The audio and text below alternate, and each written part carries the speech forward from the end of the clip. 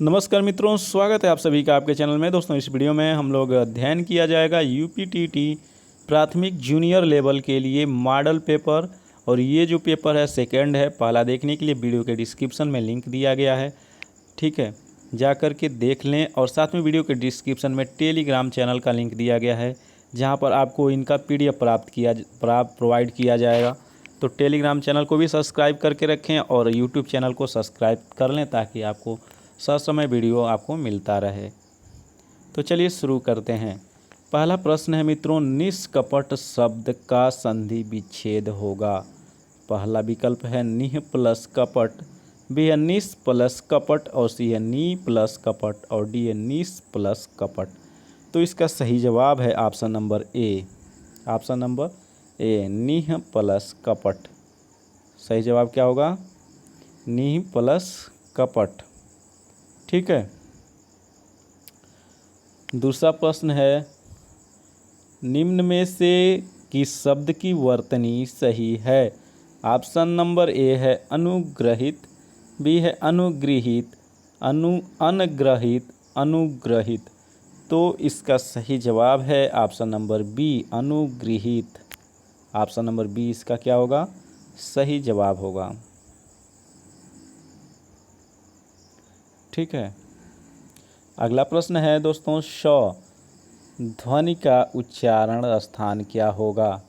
श ध्वनि का उच्चारण स्थान है दंतमूर्धा तालु दंतालु। तो इसका सही जवाब होगा option number c. Option number c, तालु। अब देखिए यहाँ पे श, स, एक सेकेंड, खटकोरा वाला स और सपेरा वाला स, ठीक है। कंठ, तालु, मूर्धा, दंत। क को छोड़ देंगे, कंठ को छोड़ने के बाद पढ़ते हैं जब कंठ तालु मूर्धा दंत ओष्ठ क्रमवार, तो कंठ को छोड़ेंगे, उसके बाद तालु, यानी कि ये तालव्य स हो गया। तालु मूर्धन्य स और दंत, कंठ ताल मूर्धा दंत, ठीक है। इस प्रकार से इनका उच्चारण स्थान आप याद रखिएगा। चौथा प्रश्न है, अत्यंत शब्द का प्रयुक्त, यानी कि अत्यंत शब्द में प्रयुक्त उपसर्ग। ऑप्शन नंबर ए है अत, बी है अ, सी है अत्य, और डी है अति। सही जवाब होगा ऑप्शन नंबर डी, अति। Option number D. Question number 5 है, अंग यानी कि ड़ का उच्चारण स्थान होगा। ऑप्शन ए नासिक, कंठोष्ठ्य, मूर्धन्य, कंठ, तालव्य। तो सही जवाब है दोस्तों ऑप्शन नंबर ए, नासिक, ठीक है। प्रत्येक वर्ग का पंचमा अक्षर नासिक, उसका नासिक वर्ण होते हैं, ठीक है। उनका उच्चारण स्थान नासिक होता है। क्वेश्चन नंबर 6 है, 4 गज मलमल में कौन सा विशेषण है? 4 गज मलमल। ऑप्शन नंबर ए है संख्यावाचक, गुणवाचक, परिमाणबोधक, सर्वनामिक। सही जवाब होगा ऑप्शन नंबर सी। सही जवाब होगा ऑप्शन नंबर सी, परिमाणबोधक, ठीक है। परिमाण यानी कि उसके परिमाण को बता रहा है, ठीक है। 4 गज मलमल, यानी कि जो मलमल है वो कितना है? 4 गज है, यानी कि उसके परिमाण को बता रहा है। क्वेश्चन नंबर 7 शुद्ध वाक्य है। शुद्ध, ऑप्शन नंबर ए है मोहन और गीता गा रही है। गीता और मोहन गा रहा है, मोहन और गीता गा रहे हैं, मोहन और गीता गा रही हैं। तो सही जवाब होगा ऑप्शन नंबर सी, ठीक है। क्वेश्चन नंबर सी, इस 7 का विकल्प नंबर सी जो है सही होगा, मोहन और गीता गा रहे हैं, ठीक है। 8वां प्रश्न है, इन शब्दों में से कौन सा शब्द हिंदी शब्दकोश में सबसे अंत में आएगा? क्लीव, क्रम, कृषक, कृषाणु। तो आप इसको करके देखिएगा, ऑप्शन नंबर ए इसका सही आएगा, ठीक है। मुकुंद किसका पर्याय है? मुकुंद, विष्णु, शिव, सूर्य, कामदेव। ऑप्शन नंबर ए इसका सही होगा, विष्णु। 10वां है करपट का तद्भव रूप है कपट, कारपेट, कपूर, कपड़ा। सही जवाब होगा ऑप्शन नंबर डी, कपड़ा। 11 जो वाणी द्वारा व्यक्त नहीं किया जा सके, यानी कि जो वाणी द्वारा व्यक्त न किया जा सके, आत्म साक्षात्कार, स्वानुभूति, अनिर्वचनीय रहस्य। सही जवाब होगा ऑप्शन नंबर सी, अनिर्वचनीय। क्वेश्चन नंबर 12 है आचरण की सभ्यता किसका निबंध है। आचरण की सभ्यता किसका निबंध है। 4 विकल्प हैं। पहला है महावीर प्रसाद द्विवेदी, सरदार पूर्ण सिंह, रामचंद्र शुक्ल और पद्म सिंह। सही जवाब है दोस्तों ऑप्शन नंबर बी, सरदार पूर्ण सिंह। किसका है, तो सरदार पूर्ण सिंह का है। क्वेश्चन नंबर 13 रामचरितमानस की भाषा क्या है।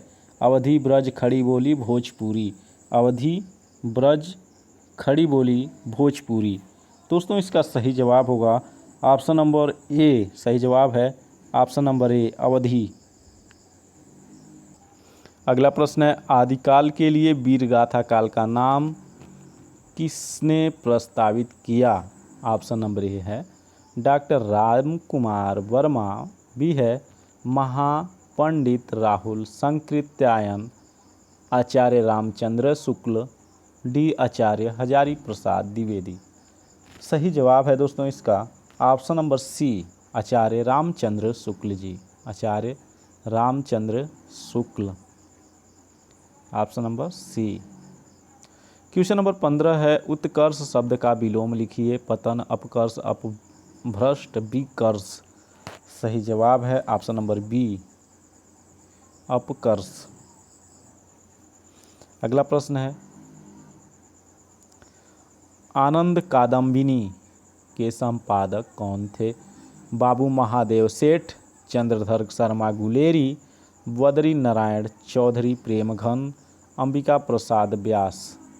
दोस्तों इसका सही जवाब होगा option number C, Badri Narayan Chaudhary Premghan. ठीक है, अभी ये आपके सामने जो है पैराग्राफ है, इसको पढ़ेंगे और फिर इसी पे आधारित कुछ प्रश्नों के जवाब देना है। तो चलिए पढ़ते हैं। चमकीले सूरज पर धब्बे शुरू से ही पाए जाते हैं। खगोलवेत्ताओं ने सैकड़ों वर्षों की खोज के बाद यह पाया था कि सूरज पर इन धब्बों का एक चक्र लगभग 11 वर्ष का होता है, लेकिन पिछले लगभग 2 साल से सूरज पर ये धब्बे दिखने बंद हो गए हैं। इससे दुनिया भर के खगोल वैज्ञानिक चकित हैं। नासा के वैज्ञानिकों के मुताबिक ज्ञात स्मृति में ऐसा अब तक नहीं हुआ कि सूरज पर धब्बे बिल्कुल न दिखाई पड़े हों। वे यदि इसे एक असाधारण घटना मान रहे हैं तो यह अनायास नहीं है। सूरज से धब्बों के गायब होने का अर्थ है कि उसकी चुंबकीय क्षमता खत्म हो रही है। कुछ वैज्ञानिक जहां इस वजह से भीषण सौर तूफान आने की चेतावनी दे रहे हैं, वहीं कुछ का मानना है कि इससे पृथ्वी का तापमान इतना गिर जाएगा कि जीवन असंभव हो जाएगा। प्रश्न यह है कि ऐसा क्यों हो रहा है। नासा के वैज्ञानिक डेविड हेथवे और उनकी टीम ने अध्ययन के बाद पाया कि गैस के जो 2 बेल्ट सूरज की परिक्रमा करते हैं, हाल के वर्षों में उनमें से एक की गति तेज हो गई है। इससे ग्लोबल वार्मिंग की बहस ने भी नया रूप ले लिया है। पर्यावरणविदों का एक बड़ा वर्ग अब तक सूरज को ही ग्लोबल वार्मिंग की वजह बताता है, लेकिन सूरज का हाल देखकर लगता है कि वह खुद प्रकृति में आ रहे परिवर्तन का शिकार हो रहा है। तो इस प्रकार से ये आपके सामने था। इस पे क्वेश्चन नंबर 17 बना है। खगोल का तात्पर्य है अंतरिक्ष, भूगोल, भूखग्य विद्या, गोल, पक्षी। सही जवाब होगा ऑप्शन नंबर ए, खगोल का अर्थ है अंतरिक्ष। नेक्स्ट है दुनिया भर के खगोल वैज्ञानिक क्यों चकित हैं। तो इसका भी सही जवाब आपको मालूम हो चुका होगा। सही जवाब है 2 साल से सूरज पर स्थित धब्बे दिखने बंद होने से। ठीक है, क्वेश्चन नंबर 19 है इनमें अनिश्चयवाचक सर्वनाम कौन है। कौन सा है, कौन, जो, कोई, वह। अनिश्चयवाचक, यानी कि निश्चय नहीं है। सही जवाब होगा सी, कोई कोई कोई। ठीक है, तो ये अनिश्चय है। क्वेश्चन नंबर 20, अध्ययन का संधि विच्छेद है।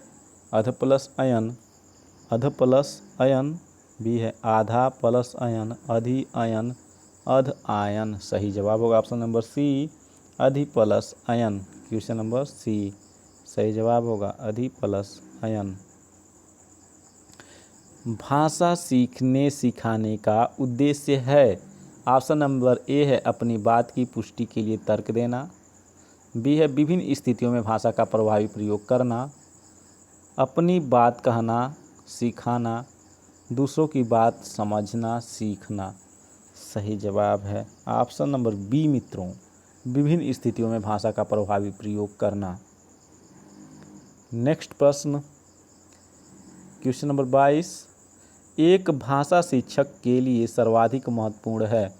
एक भाषा शिक्षक के लिए सर्वाधिक महत्वपूर्ण क्या होगा? बच्चों को भाषा प्रयोग के अवसर उपलब्ध कराना, भाषा की त्रुटियों के प्रति कठोर रवैया अपनाना, भाषा की पाठ्यपुस्तक, भाषा का आकलन। सही जवाब है option number A, option number ए, बच्चों को भाषा प्रयोग के अवसर को क्या करना है? उपलब्ध कराना है। 23 पूर्ण विराम का प्रयोग किया जाता है वाक्य के प्रारंभ में, वाक्य के अंत में, वाक्य के मध्य में, इनमें से कोई नहीं। सही जवाब होगा ऑप्शन नंबर बी। सही जवाब क्या होगा? ऑप्शन नंबर बी, वाक्य के अंत में पूर्ण विराम से संबंधित, यानी कि विराम चिन्हों से संबंधित जो भी आप नहीं जानते हैं तो वीडियो के डिस्क्रिप्शन में उसका लिंक दे दिया गया है। पूरा वीडियो देखिए, किसी भी प्रश्न को आप आसानी से सॉल्व कर पाएंगे। 24 है, निम्न में से कौन सा वाक्य मिश्र वाक्य नहीं है? यह वही बच्चा है जिसे बैल ने मारा। एक विज्ञान गोष्ठी हुई जिसमें अनेक वक्ता बोले। सी है, परिश्रमी ही नहीं वरन ईमानदार भी है। डी है, मैंने एक पुस्तक खरीदी जो कि नई है। तो इसका सही जवाब होगा ऑप्शन नंबर सी, परिश्रमी ही नहीं वरन ईमानदार भी है। ठीक है, मिश्र वाक्य नहीं है। 25 भारतीय भाषाओं को संविधान की किस अनुसूची में शामिल किया गया है? पहली, 9वीं, 8वीं, 5वीं। सही जवाब है 8वीं अनुसूची। ठीक है, 8वीं अनुसूची में शामिल किया गया है।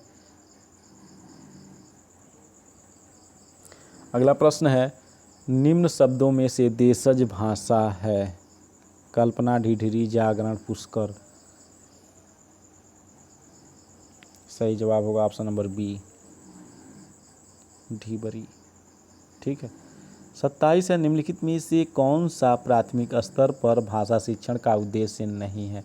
शब्द भंडार की वृद्धि करना, लेखन में सृजनात्मकता व मौलिकता का विकास करना, अपठित रचना का सारांश लिख सकना और संक्षिप्त जीवनी लिख सकना। क्या उद्देश्य नहीं है? 27 ऑप्शन नंबर सी, अपठित रचना का सारांश लिख सकना जो है ये उद्देश्य नहीं है।